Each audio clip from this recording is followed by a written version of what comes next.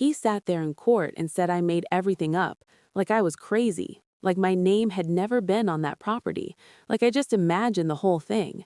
But what he didn't realize was that every fake signature, every dollar he hid, every lie he told about me had already been traced, documented, and handed to people who don't treat this like family drama. They treat it like fraud. And the moment those records moved past the county and into federal hands, this stopped being about a house and turned into a full investigation. And at 6:42 on a Tuesday morning, when they knocked on his door, he was still thinking he could talk his way out of it, right up until they walked him out in handcuffs and read out exactly how much he took, exactly how he forged it, and exactly how long he was looking at. And the only thing he got right that day was this. He thought I would stay quiet. He thought I would disappear. But I didn't. I stayed. I watched. And I made sure the truth hit him all at once. Because this was never just about property. This was my revenge. And I'm the one he tried to erase. Chapter 1. My brother did not look nervous. That was the first sign something was very wrong.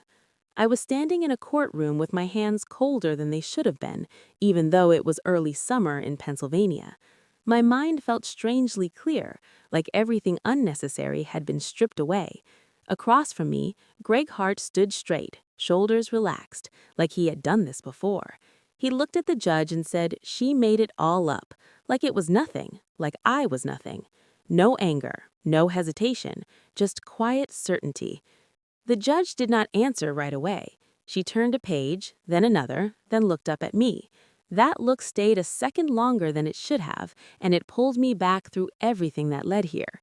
My father, Thomas Hart, spent 31 years at a steel plant outside Scranton. He was not impressive in the way people usually mean it, but he was steady. He showed up, he paid what he owed, he did not cut corners. When something did not add up, he noticed. He did not leave much money behind when he died near the end of 2019, but he left land, a farmhouse that leaned a little more every year, a long gravel drive that turned to mud when it rained, and 2 rental units set back behind a row of trees. He used to say land stayed honest even when people did not. After he died, the house went quiet in a way that felt permanent. My mother, Margaret Hart, moved slower after that. She forgot things, left coffee sitting untouched, stared at the same place on the table like she was waiting for something to come back. I stayed. That part was simple. Greg stepped in too, but in his own way. "I will handle the paperwork," he said one morning, standing at the kitchen counter with a stack of folders already spread out like he owned the space. "You stay with Mom. That is what matters." It sounded right. Greg always knew how to make things sound right. I had never been the one to push. I did bookkeeping for a handful of small businesses around the county. Quiet work, numbers that made sense.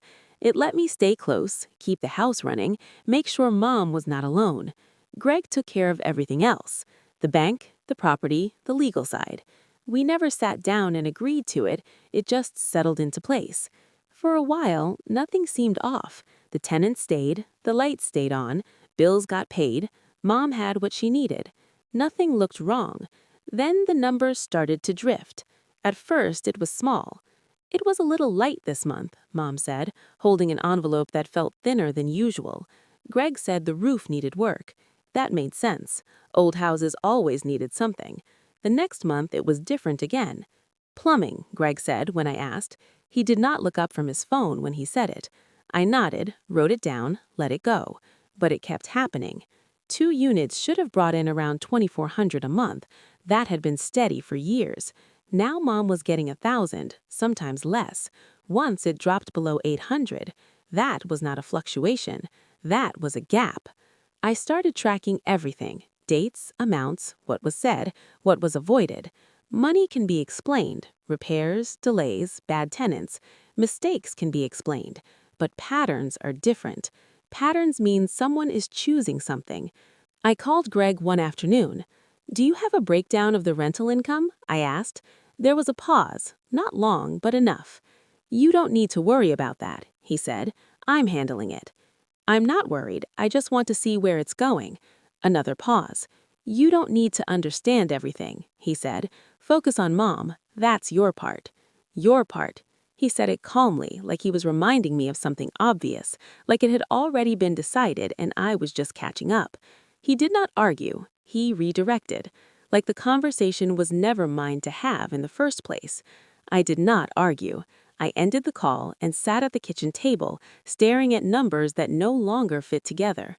Over the next few days, I paid attention in a way I hadn't before, not just to the money, but to Greg, to how he spoke when he thought no one was really listening.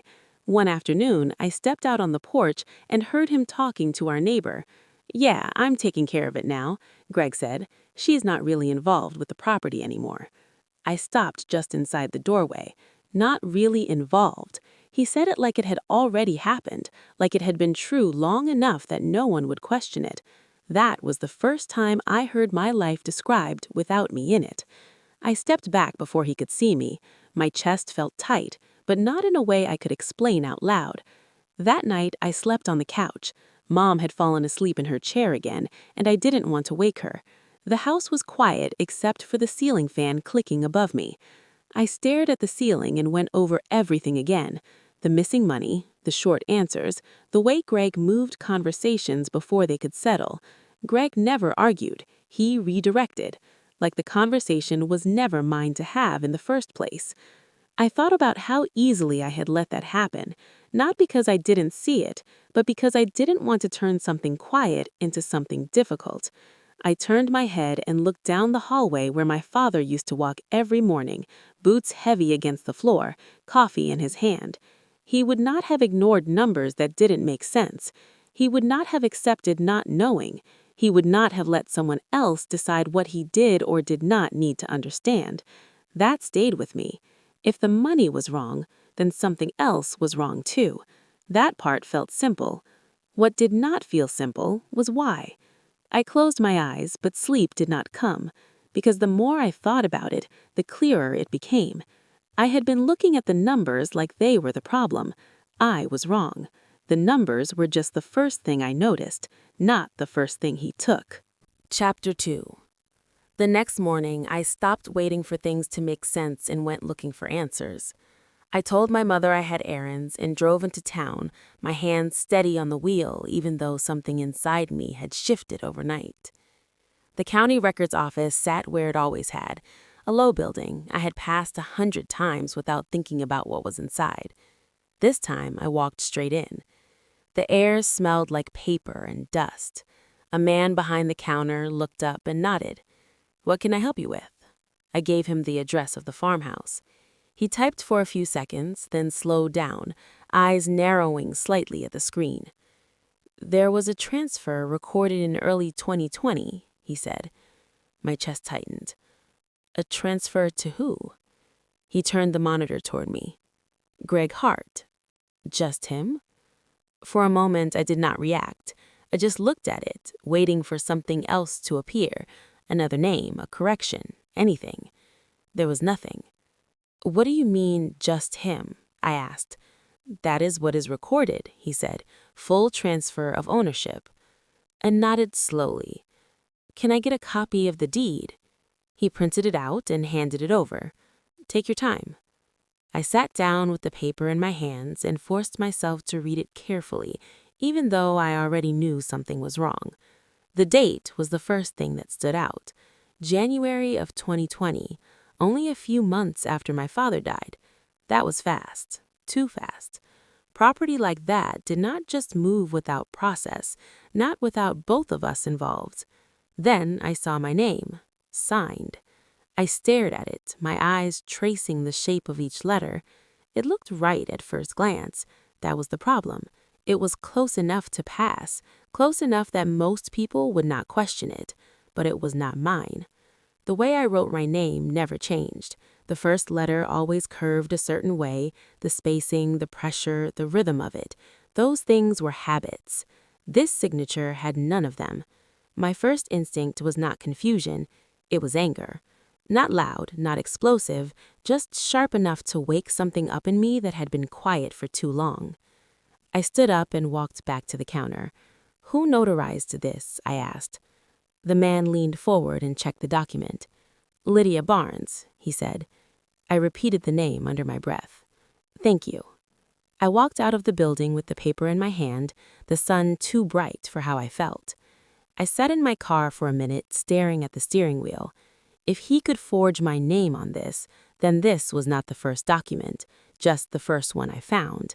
That thought settled deeper than anything else. I drove home and went straight to my laptop. It did not take long to find Lydia Barnes in a notary registry.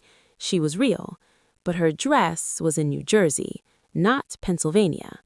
I read it twice to make sure I wasn't missing something. It did not make sense on its own, but it fit too well with everything else.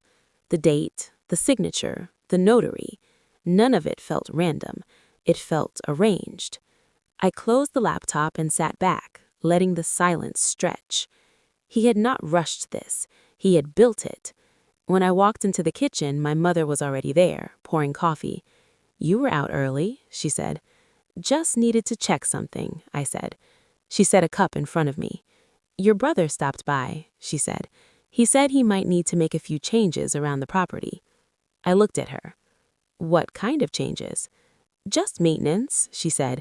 "He's taking care of everything. You don't need to worry." The words hit harder this time. He wasn't just taking the property, he was taking her trust.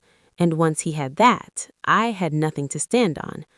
"Mom," I said, keeping my voice even, "did Dad ever say anything about giving everything to Greg?" She frowned. "No," she said. "Why would he do that?" "Did you sign anything after he passed?" She headed her head. "Greg handled all of that," she said. "He said it was easier." Easier. I nodded, but something in my chest tightened. Over the next few days, I started noticing things I'd ignored before. Greg came by more often, but not when I was home. I would return to small changes. Papers moved, files missing, a new lock on the shed. When I asked him about it, his answers stayed short.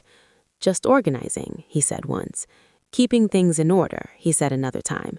He did not look at me when he said it, like the conversation didn't matter. One afternoon, I ran into Evelyn Cross by the mailbox. She looked surprised to see me. "I thought you moved out," she said. I felt my stomach drop. "Why would you think that?" "Your brother said you weren't staying here anymore, that he was taking over everything." I stood there for a second, not knowing what to say.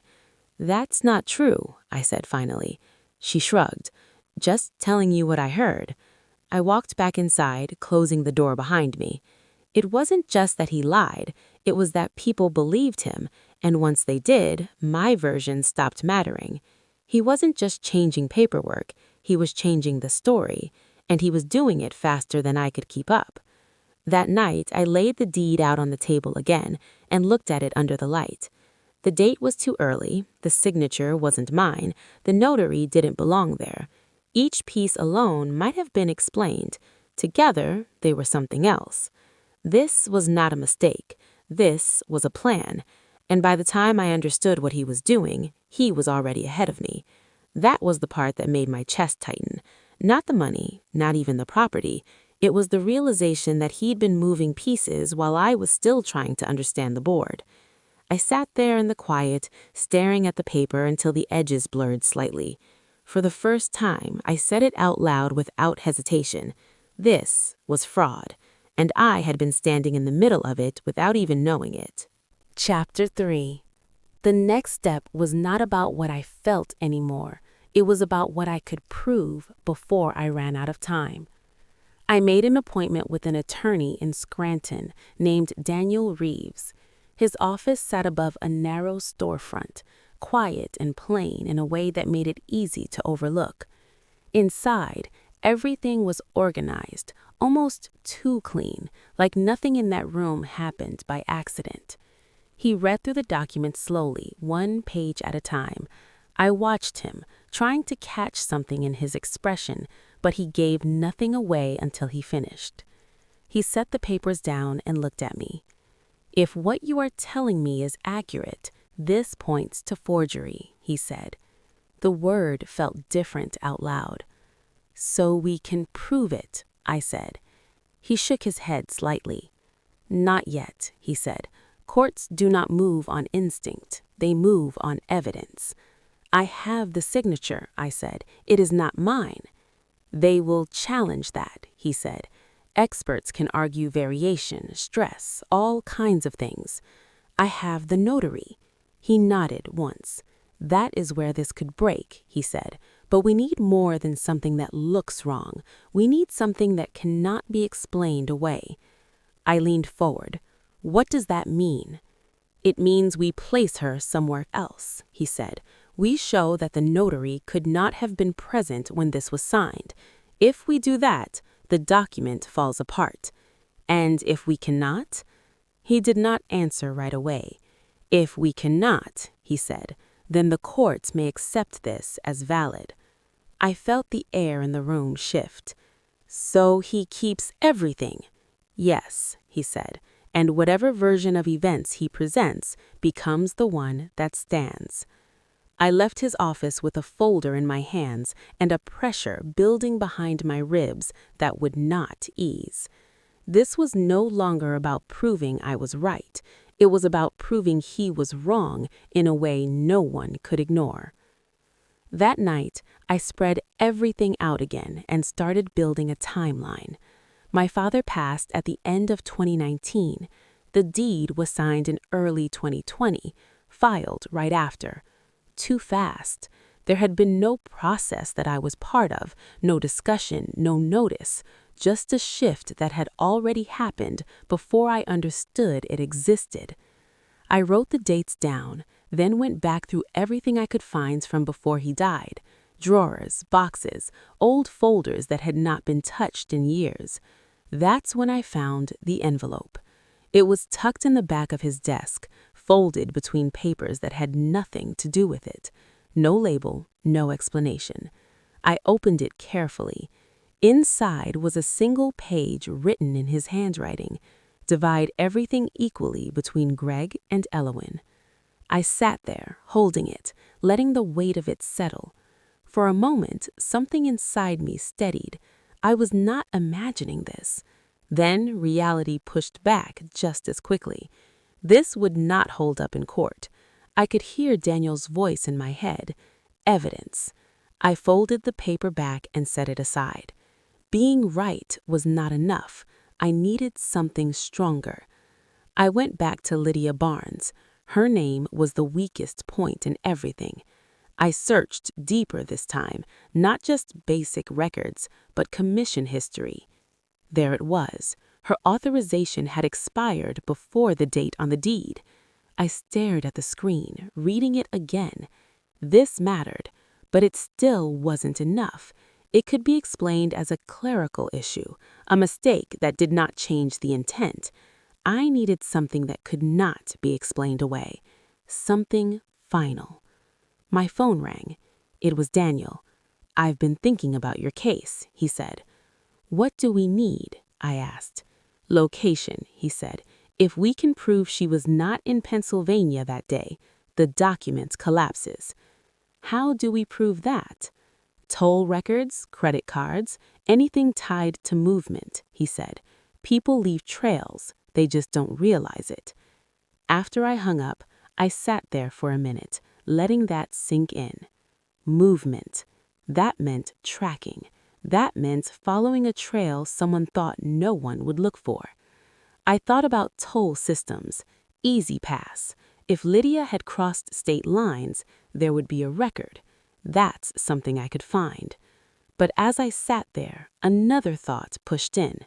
The more I looked into this, the more it felt like I was stepping into something that had already been built to stay hidden. Every answer led somewhere else, and none of it made me feel safer. I pulled up information on Tina. She had always been in the background, working in real estate, handling transactions, moving paperwork from one place to another without drawing attention. At least, that's what I used to think. Now it looked different. Tina didn't just process paperwork. She knew how to make things disappear. Connections to notaries, fast filings, documents that moved cleanly through systems that were not supposed to move that fast. The more I looked, the clearer it became Greg hadn't done this alone. He had help, and that meant this was bigger than I thought. If Greg could forge my name once, he could have done it more than once. If he could move one property, he could have moved others. I leans back in my chair, staring at the ceiling. If Greg decided to move again before I caught up, I would lose everything without even understanding how it happened. That thought settled hard, not loud, not dramatic, just certain. I went back to the timeline, adding more details, more connections, building something I could hold on to. But the more complete it became, the more something else started to take shape. This was not random. It was organized. Every step placed before the next one. Every move made before I even knew there was a game being played. I sat there in the quiet, the room feeling smaller than it had before. I wasn't just trying to prove fraud. I was trying to catch up to something that had been moving long before I started looking. And the worst part was, not that I might lose, it's that I still didn't know how far this actually went. Chapter 4. The date was set for early spring, and by then I had stopped trying to understand the full shape of it. I focused on what I could prove, what I could hold in my hands without guessing. The courtroom felt colder than I expected, not physically, just in the way everything moved without emotion. Papers, voices, decisions. No one cared about the story, only what could be shown. Greg walked in like nothing had changed. Same calm posture, same steady pace, like he had already rehearsed the ending. He did not look at me at first. When he did, it was brief, like I was just another detail he had already accounted for. Tina sat behind him again, quiet, still. But this time I noticed something different. She was not watching the judge. She was watching Greg. Daniel leaned slightly toward me. "We go step by step," he said. "I know," I said. But the truth was, this was not just his plan. I was the one who told him to look closer at Lydia. Something about her had never made sense to me. The way her name kept appearing just slightly off, just slightly too convenient. That detail was mine. The judge entered and everything tightened. Daniel stood first. "We will begin with the signature," he said. Greg's attorney rose immediately. "Handwriting is subjective," he said. "People sign differently under pressure." Daniel nodded, almost like he agreed. "That is why we brought someone who does not rely on opinion," he said.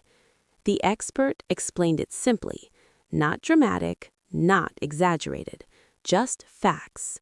Pressure points, spacing, hesitation, the kind of details you don't notice unless you are trained to. I had noticed them anyway. Greg stayed still, but I could see the shift, small, barely there. His fingers pressed tighter together. When it was his turn, he leaned forward slightly.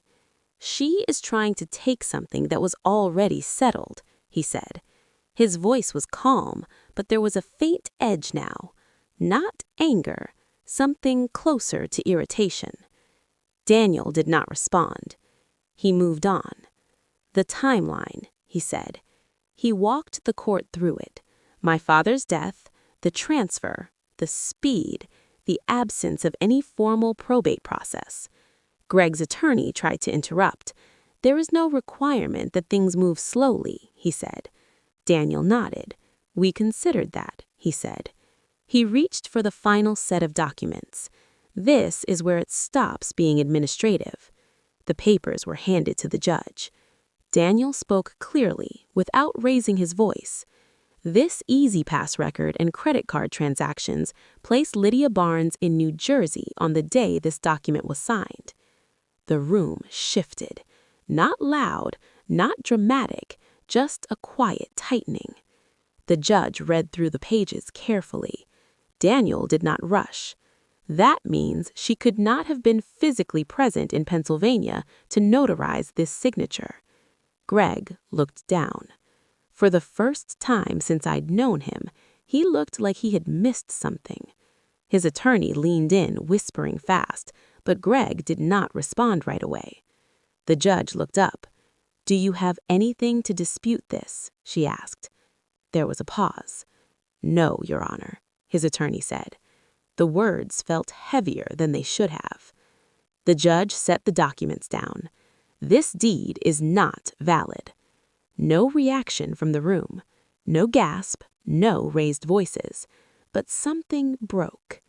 Greg leaned back slowly, and this time he did not look controlled.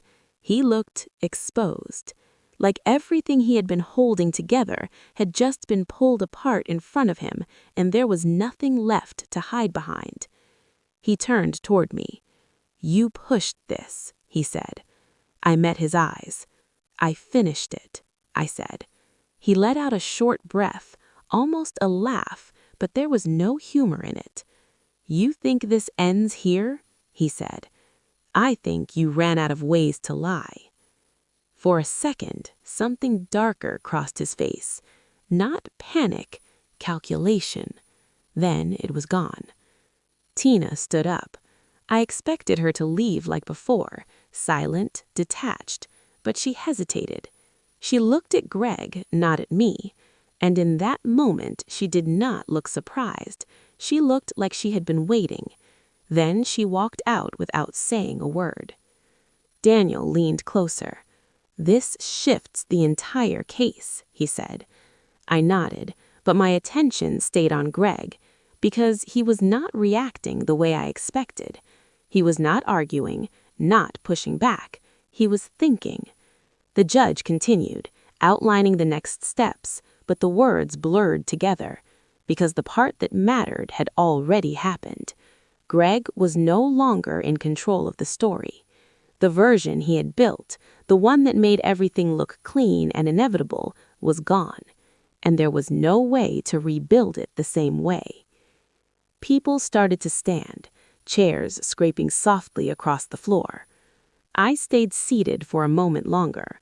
I looked at the documents, at the space where everything had shifted. This was supposed to be about property, about money, about what was left behind, but it never really was. It was about being removed, erased in a way that felt permanent until it was challenged. I stood up slowly. Greg was still at the table. He did not follow. He did not say anything else. And for the first time, I realized something I had not seen clearly before. If he was willing to build something this precise, this deliberate, just to take me out of the picture, then this was never just about the property. Chapter 5. What happened in court did not end anything. It changed the direction. The case moved out of civil court and into the county prosecutor's office not long after. The words attached to it were heavier now. Forgery, fraud, notary misconduct, things that did not depend on who told the better story, only on what could be proven. Ethan was not taken into custody right away. For a while, it looked like nothing had changed, but it had. The shift started in the places he could not control. Work slowed first. New clients stopped coming in.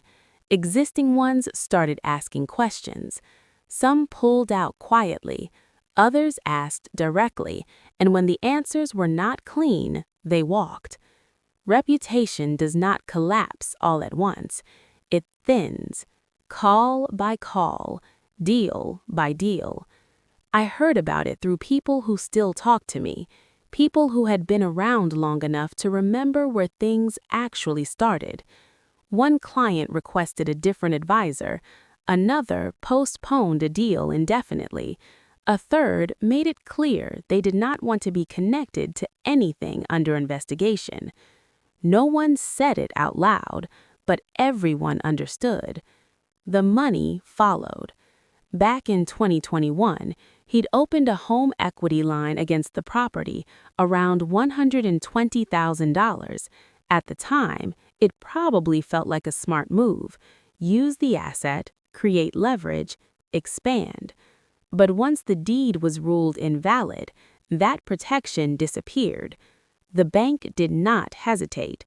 Without a legitimate claim to the property, the line became exposed. Payments were called in. Deadlines tightened. Pressure built in ways that could not be delayed or negotiated. I did not see him during that time. I did not need to. When something is built on control, losing that control affects everything connected to it. Claire left. No argument, no announcement. She was just gone. Her car was not in the driveway one morning. Her name was no longer listed at the office by the end of the week. Someone told me she had taken a position out of state. Someone else said she had known longer than anyone realized. I believed that, because in the courtroom, when everything shifted, she had not looked surprised. She had looked like she understood exactly when to step away. My mother took longer. For weeks, she avoided it. We talked about everything except what had actually happened. Small things, safe things, things that did not require either of us to go back through the details. Then one morning, she stood in the kitchen doorway while I was pouring coffee. She did not sit down. "I trusted the wrong person," she said. That was it. No explanation, no attempt to soften it, just the truth. I looked at her. "I know," I said. She nodded slightly. "I should have asked more questions," she said. "Maybe," I answered, but I did not push her further. I did not need a full apology. I needed that moment, and I got it. The property was quiet when I went back. The gravel road curved the same way. The farmhouse stood exactly where it always had. The two smaller houses behind it had not changed at all. Everything looked the same, but it felt different. There was nothing hidden anymore. No altered documents, no version of events trying to replace what had always been there. I walked slowly across the yard, not rushing, not checking anything, just letting myself see it without tension. For months, I had been trying to prove I belonged there. Now, there was nothing to prove. I stopped near the back, where the land opened slightly before the trees. The sun was low, the light softer than usual, stretching across the ground in long lines. A car pulled up behind me. I turned. Margaret Hale stepped out, brushing dust from her sleeve like she always did. "I thought you might not come back," she said. "I never left," I said. She smiled, not surprised. "People forget that," she said. "People think if they arrange things well enough, it becomes real." It almost did. But it didn't, she answered. We stood there for a moment, looking out over the same stretch of land. Then she nodded once and headed back to her car. The sound of gravel faded as she drove away. The quiet that followed felt settled, not empty. I looked out again, taking it in without needing to question anything. This was supposed to be about property, about numbers, ownership, paper, but it never really was. It was about being removed, written out in a way that almost held. I did not get anything new back. I just stopped being erased. The last thing I heard about Ethan was that he was still trying to explain what happened, trying to make it sound like a misunderstanding. But stories like that only work when people are willing to believe them, and no one was anymore. I stood there until the light faded completely. No urgency, no doubt, just stillness. If you've ever been made to feel like you don't belong in your own story, like your place can be rewritten if someone is confident enough, take your time before you react. Watch carefully, because the most convincing lies are the ones that look organized, and the truth doesn't need to be louder than them. It only needs to be right.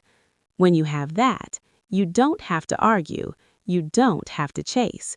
You just say it once and let it stand. And if you stayed with this story until the end, think about this. Would you have fought the same way or would you have walked away sooner? If this story meant something to you, stay with me. Share your thoughts below and follow along for more stories that might feel a little closer to your own.